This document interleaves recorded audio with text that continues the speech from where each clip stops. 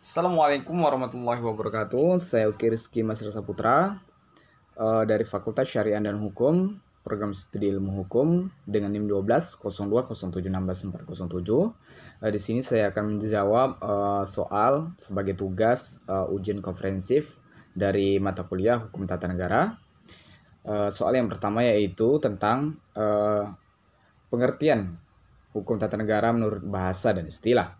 Hukum tata negara secara bahasa terdiri dari kata hukum yang berarti seperangkat aturan. Kemudian tata yang berarti sistem. Dan negara yang berarti organisasi dalam suatu wilayah yang terdiri dari masyarakat, pemerintah yang berdaulat. Secara istilah, hukum tata negara sekumpulan peraturan yang mengatur organisasi negara, berhubungan antara alat perlengkapan negara dalam garis vertikal dan horizontal, serta kedudukan warga negara dan hak-hak asasinya. Kemudian soal selanjutnya yang kedua, pengertian hukum tata negara menurut para ahli. Dari ahli Logeman dan Van Aveldoorn. Menurut Logeman, hukum tata negara adalah peraturan-peraturan yang menentukan badan-badan yang diperlukan, wewenang masing-masing badan, hubungan antara badan dan satu dengan yang lain, serta hubungan antara badan-badan itu dengan individu-individu dalam suatu negara. Sedangkan menurut ahli Van Aveldoorn, hukum tata negara dalam arti luas adalah hukum negara yang meliputi hukum administrasi negara. Sedangkan dalam arti sempit merupakan hukum negara yang mengatur tentang orang-orang yang memegang kekuasaan pemerintah serta batasan kekuasaannya. Kemudian yang ketiga, kemukakan pendapatmu tentang pengertian mempelajari hukum tata negara. Menurut saya, hukum tata negara berkaitan erat dengan penyelenggaraan negara sehingga penting untuk mengetahui bagaimana implementasi antara fungsi, mekanisme, hubungan, dan prinsip etika kebijakan dalam hubungannya tersebut agar dapat mencapai tujuan suatu negara secara bersama-sama. Kemudian soal keempat, jelaskan tujuan dan manfaat mempelajari hukum tata negara. Tujuan mempelajari hukum tata negara adalah untuk mengkaji berapa aspek krusial, yakni negara atau organ negara, hubungan negara, organ lembaga atau lembaga negara, dan hubungan antara organ atau lembaga negara dengan warga negara.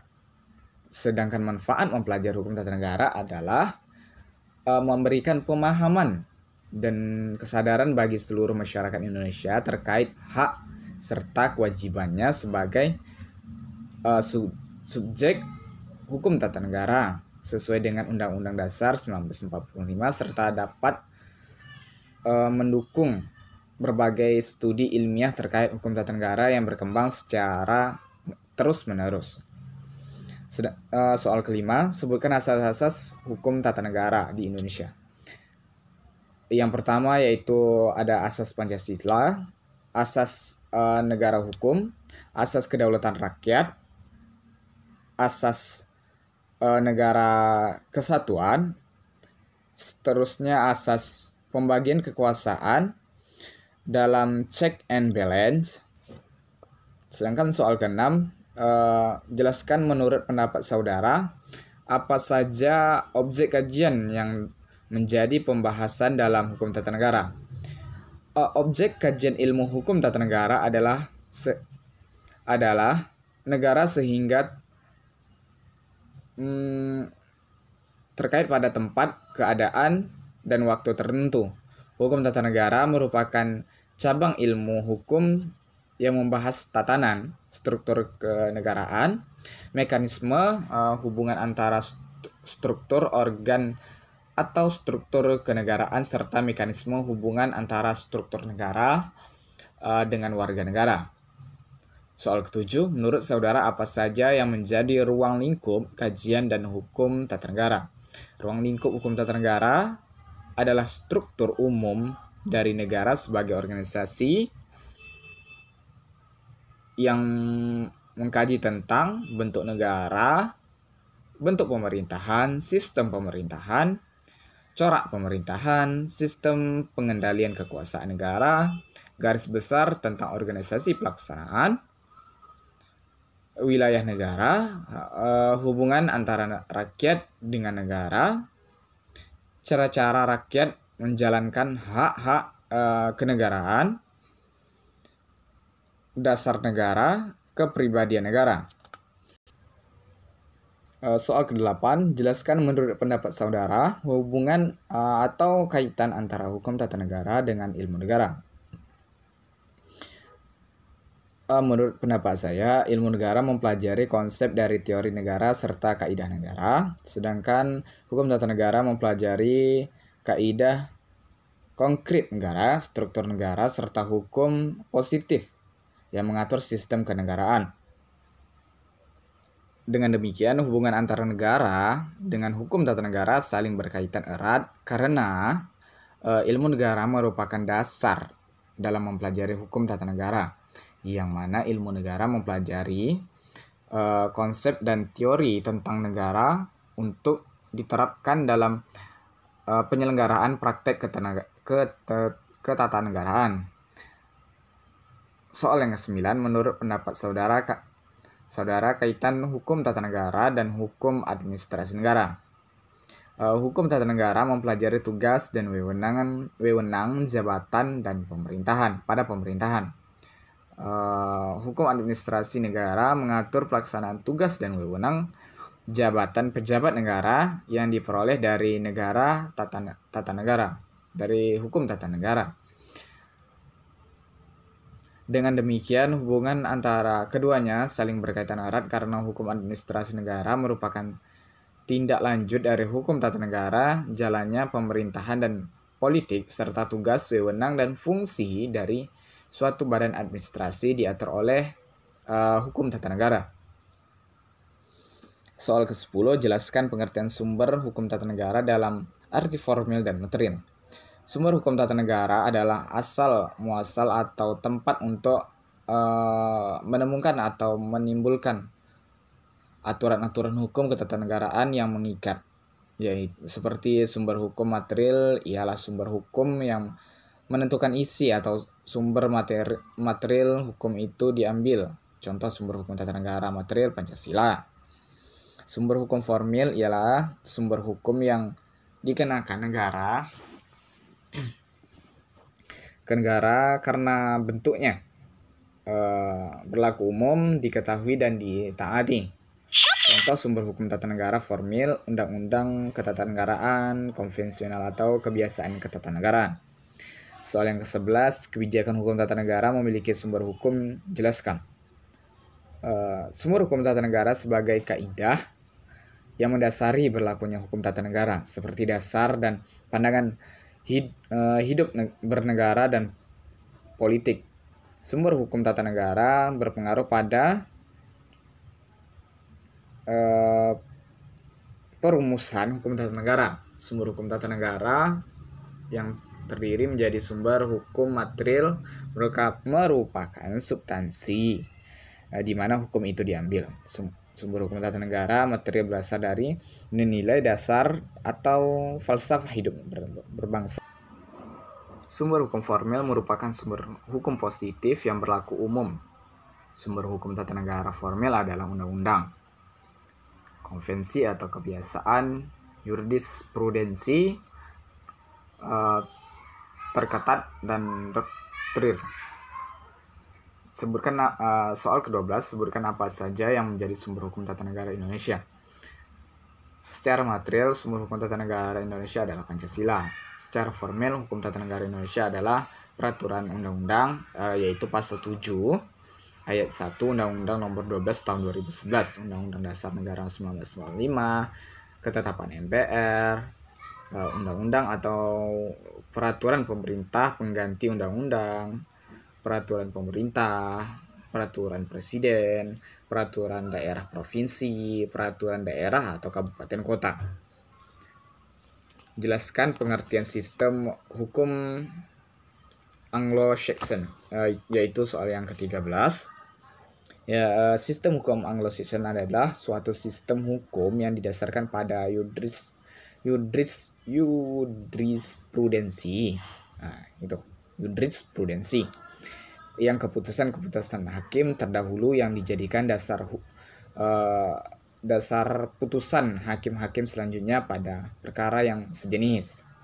Dalam sistem hukum Anglo-Saxon, hakim mempunyai wewenang yang luas untuk menafsirkan peraturan-peraturan hukum dalam mencapai prinsip-prinsip hukum baru. Soal ke-14, jelaskan pengertian sistem hukum Eropa kontinental. Sistem hukum Eropa kontinental adalah sistem hukum yang didasarkan pada undang-undang dan dikodifikasikan dan tersusun secara sistematis sehingga memiliki kekuatan mengikat. Sebutkan yang ke-15, sebutkan beberapa perbedaan sistem hukum Anglo-Saxon atau common law dan Eropa kontinental atau civil law. Perbedaan paling spesifik antara Anglo-Saxon dan Eropa kontinental terletak pada sumber hukum positif, yakni dalam Anglo-Saxon sumber hukum utamanya adalah putusan hakim yang tidak dikodifikasikan, sedangkan dalam Eropa kontinental sumber hukumnya merupakan peraturan perundang-undang yang dikodifikasikan secara sistematis. Pada sistem hukum Anglo-Saxon, hakim mempunyai wewenang yang luas untuk menafsirkan peraturan-peraturan hukum dan menciptakan prinsip-prinsip hukum baru yang berguna sebagai penegakan bagi hakim-hakim yang lain dalam memutuskan perkara sejenis. 16. Apakah boleh ketika suatu negara menggunakan dua sistem, Eropa kontinental dan Anglo-Saxon pada saat yang bersamaan? Kemukakan alasannya. Secara umum, sistem hukum diartikan sebagai suatu tatanan dan keseluruhan kaidah-kaidah hukum dalam bentuk penerapannya dalam aturan-aturan hukum. Sistem hukum merupakan suatu sistem terbuka atau dinamis yang harus mempunyai perkembangan yang terjadi dalam masyarakat atau negara. Selanjutnya, sistem hukum apa yang digunakan oleh negara Indonesia? Negara Indonesia merupakan sistem hukum campuran antara Eropa kontinental, sistem hukum Anglo-Saxon, sistem hukum Islam, dan sistem hukum adat. Karena di Indonesia itu menerapkan sistem hukum campuran.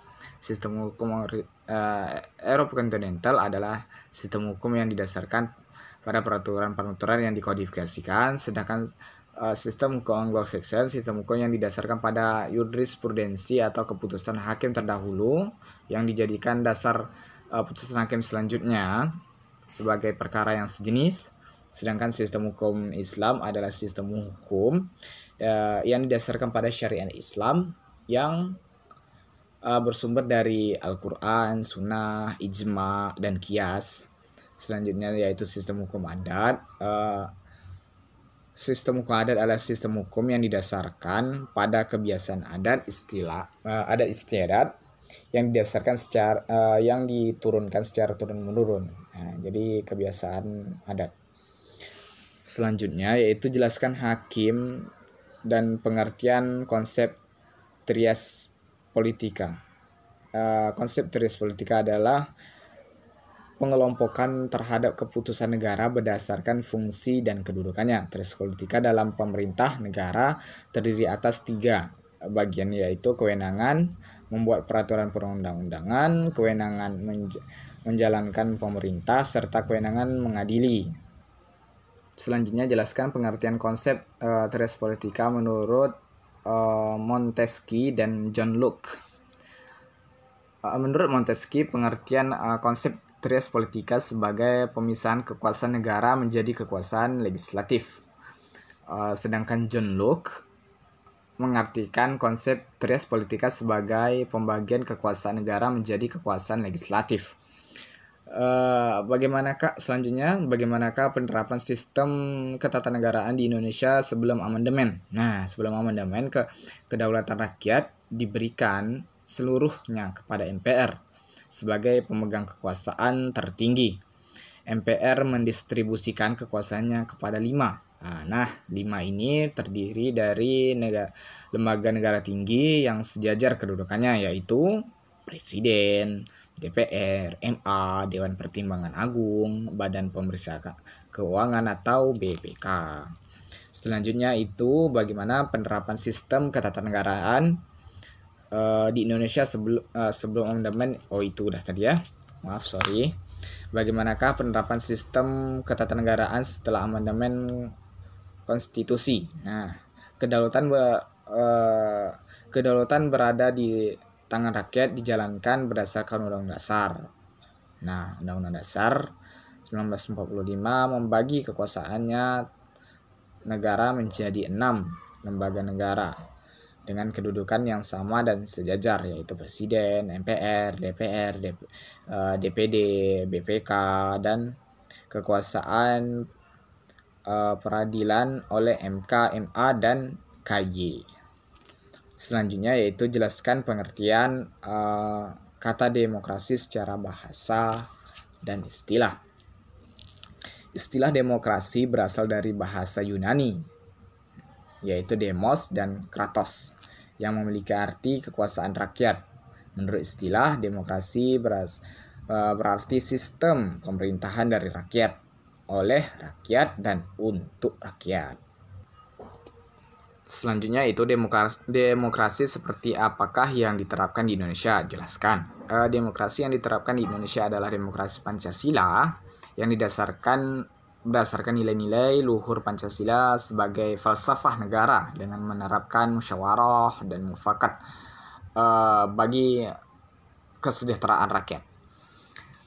Selanjutnya yaitu mengapa pelaksanaan demokrasi di berbagai negara di dunia berbeda-beda. Jelaskan. Pelaksanaan demokrasi di berbagai negara di dunia berbeda-beda karena setiap negara memiliki sistem yang berbeda-beda pula. Sistem yang dimaksud adalah sistem dari segi hukum yang dianut, dasar negara, dan sebagainya. Biasanya sistem ini dibentuk berdasarkan latar belakang sejarah dan nilai-nilai yang berlaku sejak zaman dahulu di negara tersebut. Jadi berbeda-beda setiap negara. Selanjutnya yaitu mengapa demokrasi liberal yang dianut Barat tidak cocok di Indonesia. Karena demokrasi liberal yang dianut Barat tidak cocok di Indonesia sebabnya demokrasi liberal merupakan sistem politik yang mengutamakan hak-hak individu. Jadi Indonesia itu tidak bisa menerapkan sistem hukum liberal.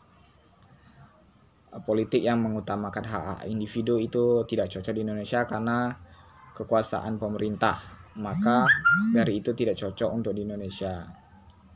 Selanjutnya yaitu jelaskan apa yang dimaksud dengan demokrasi tidak langsung dan bagaimana bentuknya. Demokrasi tidak langsung atau demokrasi perwakilan adalah suatu sistem demokrasi yang memberikan rakyat hak-hak dalam pemerintah, tetapi tidak tersebut diberikan kepada wakilnya guna ikut serta dalam kegiatan kenegaraan, ataupun bentuk demokrasi tidak langsung, yaitu bentuk parlemen atau kabinet, bentuk presidensial, bentuk kesatuan. Soal selanjutnya yaitu menjelaskan pengertian konstitusi menurut bahasa dan istilah. Konstitusi berasal dari bahasa Prancis yaitu konstitutor,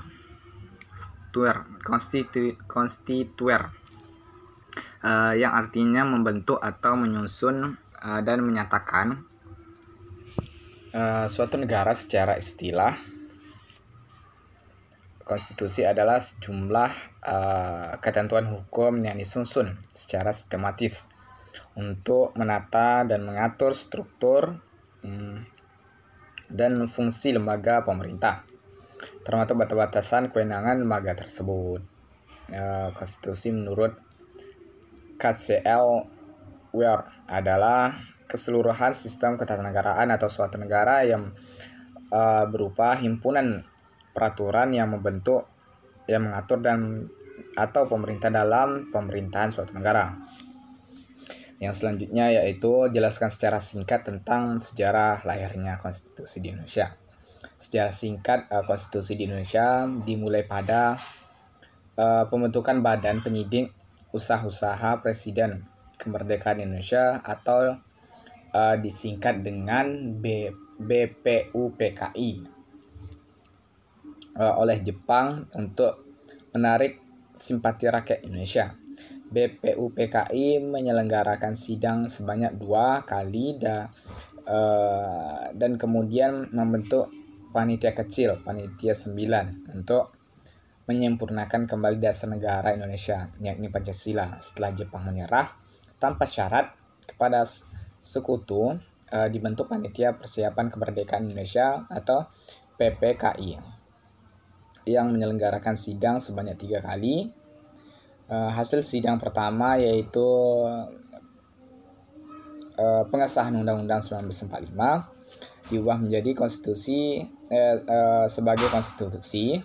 Konstitusi di Indonesia telah mengalami beberapa kali perubahan, yaitu diubah menjadi Konstitusi Republik Indonesia Serikat 1949, Undang-Undang Dasar sementara 1950, dan kembali lagi menjadi Undang-Undang Dasar 1945 pada masa reformasi saat sekarang ini. Undang-Undang Dasar 1945 telah mengalami 4 kali amandemen yang mengubah tatanan negara, kedaulatan rakyat, HAM, pembagian kekuasaan negara, dan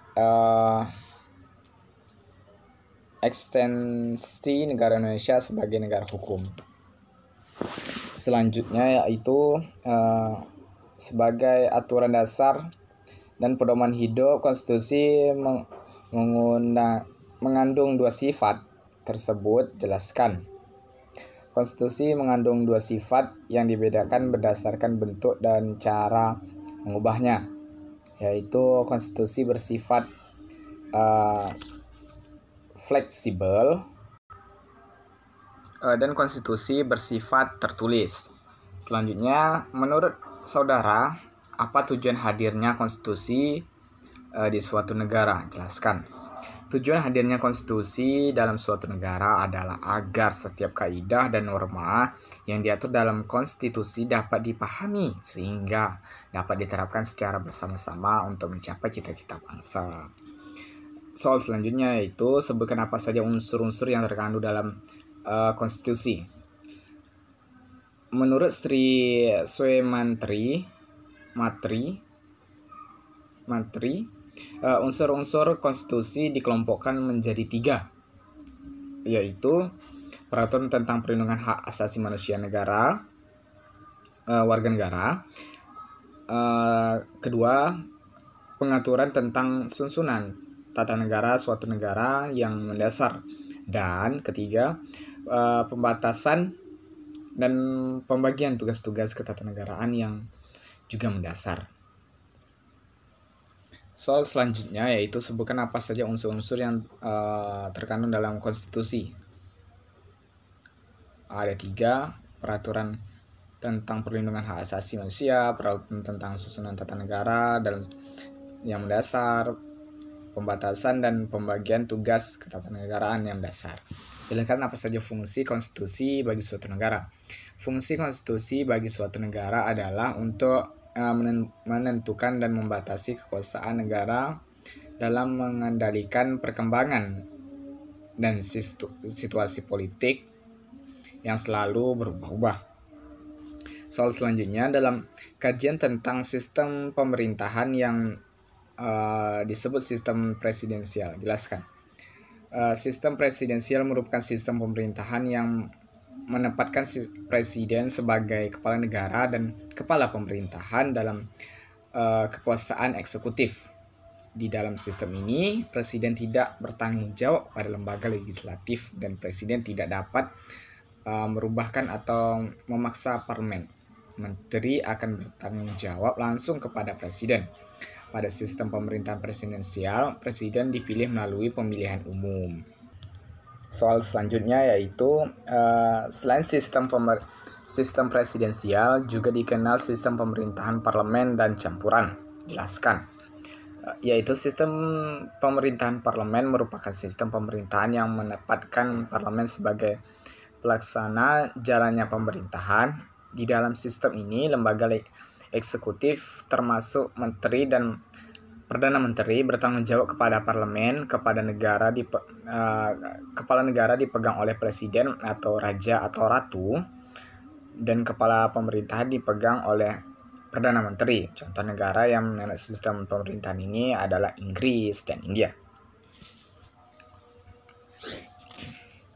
Unsur pemerintahan campuran merupakan sistem pemerintahan yang mencampur unsur-unsur sistem pemerintahan parlemen dan sistem pemerintahan presidensial. Kedudukan kepala negara dipegang oleh presiden dan kepala pemerintahan oleh Perdana Menteri. Sama seperti sistem parlemen.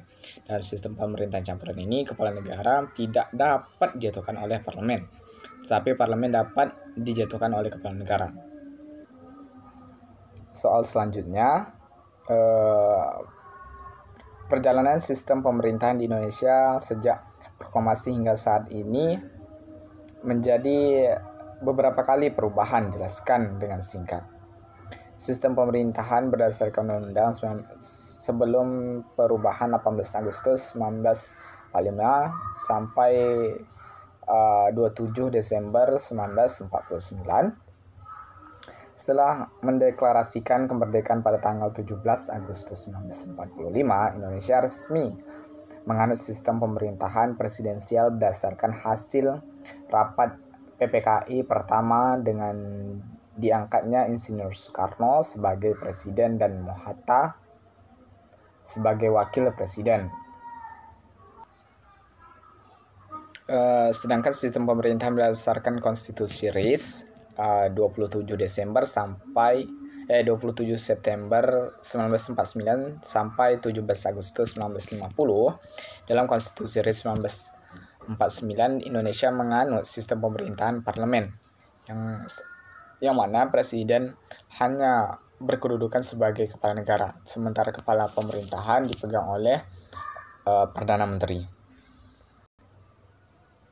Sedangkan sistem pemerintahan berdasarkan Undang-Undang sementara 1950, 17 Agustus 1950 sampai 5 Juni 1959. Dalam Undang-Undang sementara 1950, Indonesia masih menganut sistem pemerintahan parlemen. Sistem pemerintahan berdasarkan Undang-Undang 1945 melalui Dekret Presiden 5 Juli 1959. Dekret Presiden 5 Juli 1959, maka Indonesia menganut kembali sistem pemerintahan presidensial dengan bentuk negara kesatuan. Sistem pemerintahan berdasarkan Undang-Undang 1945 sebelum amandemen, yaitu sistem pemerintahan berdasarkan Undang-Undang 1945 sebelum amandemen masih belum menerapkan sistem presidensial secara utuh karena pada pasal 6 ayat 2 Undang-Undang 1945, presiden dan wakil presiden dipilih oleh MPR, menunjukkan bahwa sistem pemerintahan pada saat itu masih semi parlemen. Selanjutnya yaitu sistem pemerintahan berdasarkan Undang-Undang 1945 setelah amandemen. Sistem pemerintahan ialah menggunakan presidensial setelah Undang-Undang 1945 di amandemen. Presiden dan wakil presiden itu dipilih langsung oleh rakyat. Selanjutnya yaitu menurut saudara sistem pemerintahan seperti apakah yang digunakan oleh negara Indonesia saat ini? Indonesia saat ini menganut sistem pemerintahan presidensial dengan pemisahan kekuasaan terhadap kekuasaan eksekutif, legislatif, dan yudikatif. Selanjutnya bagaimanakah kedaulatan negara dan kepala pemerintahan dalam sistem pemerintahan parlemen? Sistem pemerintahan parlemen menjadikan presiden sebagai kepala negara dan Perdana Menteri sebagai kepala pemerintahan. Jadi presiden hanya bertindak sebagai jabatan simbolis sebagai kepala negara tanpa memiliki kewenangan apapun atas tindakan pemerintah. Soal selanjutnya, mengapa dalam presidensial presiden tidak dapat dijatuhkan?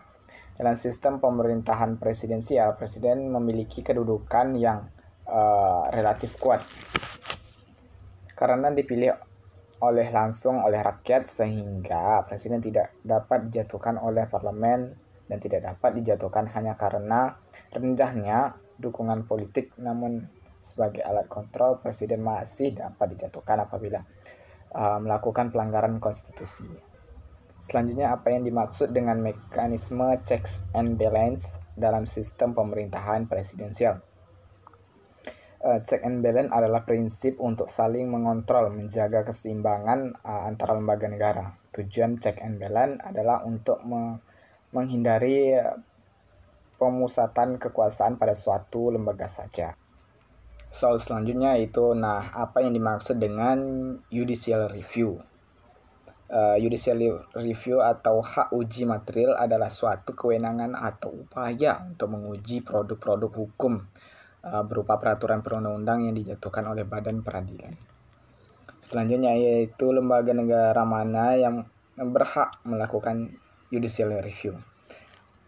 Pada pasal 9 Undang-Undang Nomor 12 Tahun 2011 tentang pembentukan peraturan perundang-undang negara mengatur bahwa dalam hal suatu undang-undang diduga bertentangan dengan Undang-Undang 1945, pengujiannya dilakukan oleh MK, dan dalam hal suatu peraturan perundang-undangan di bawah undang-undang diduga bertentangan dengan undang-undang, pengujiannya dilakukan oleh MA.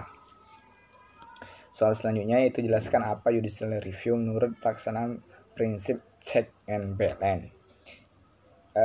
Judicial review merupakan bentuk pelaksanaan prinsip check and balance karena kewenangannya menurut undang-undang dipegang oleh lembaga legislatif bersama lembaga eksekutif. Sedangkan yang berhak melaksanakan hak uji material dalam perundang-undangan adalah lembaga peradilan. Selanjutnya jelaskan hubungan antara HAM dengan demokrasi. Hak asasi manusia dan demokrasi merupakan dua hal yang saling berkaitan karena hak asasi manusia hanya dapat diterapkan di dalam pemerintah dan yang demokrasi. Dengan demokrasi, semua warga negara memiliki hak yang sama dalam pengambilan keputusan yang dapat mengubah hidupnya. Selanjutnya yaitu menjelaskan bagaimana perkembangan HAM pada saat ini. Perkembangan hak asasi manusia atau HAM pada saat ini mengacu pada demokrasi universal hak asasi manusia pada tahun 1948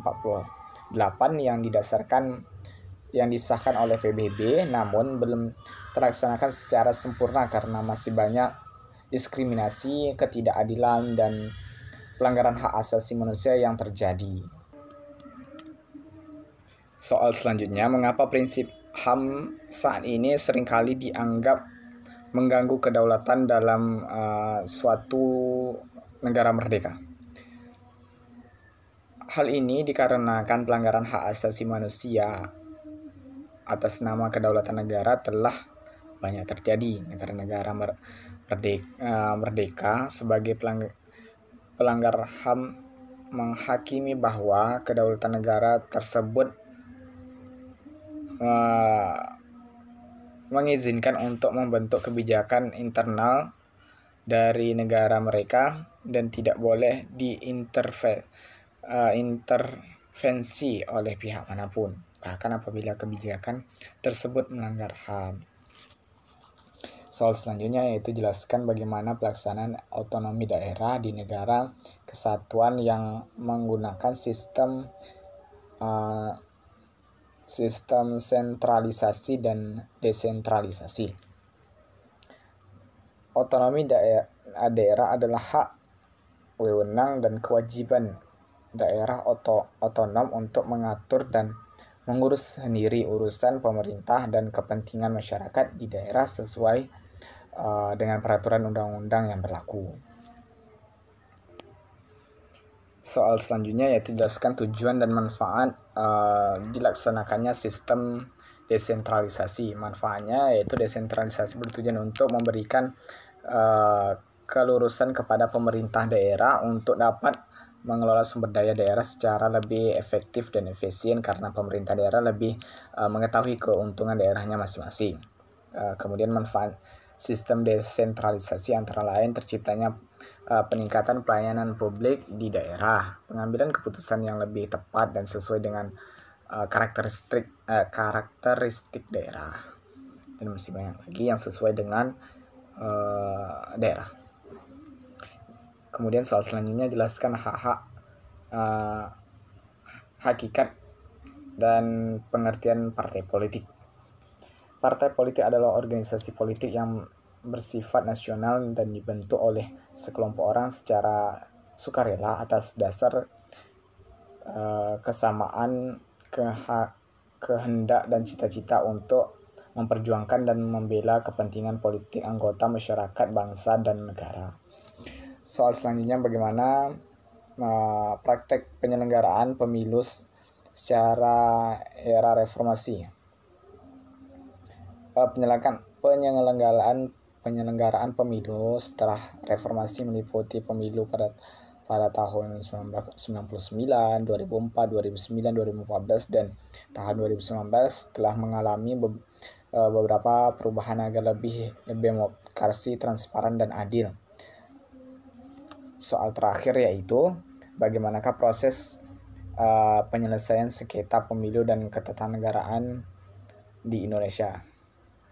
Sengketa pemilu menjadi dua jenis, yaitu sengketa proses perselisihan hasil pemilu, yaitu seperti proses sengketa baru-baru ini yang kita sama-sama saksikan. Yang selanjutnya yaitu perselisihan hasil pemilu pemilihan umum PHPU, seperti yang putusan pada tanggal 22 kemarin, perselisihan antara peserta pemilu dengan KPU terhadap penerapan perolehan suara hasil pemilu anggota DPR, DPD, dan anggota DPRD secara nasional serta perolehan suara hasil pemilu presiden dan wakil presiden. Demikian penjelasan singkat dari 50 soal ujian komprehensif. Saya akhiri wabillahi taufiq wal hidayah. Wassalamualaikum warahmatullahi wabarakatuh.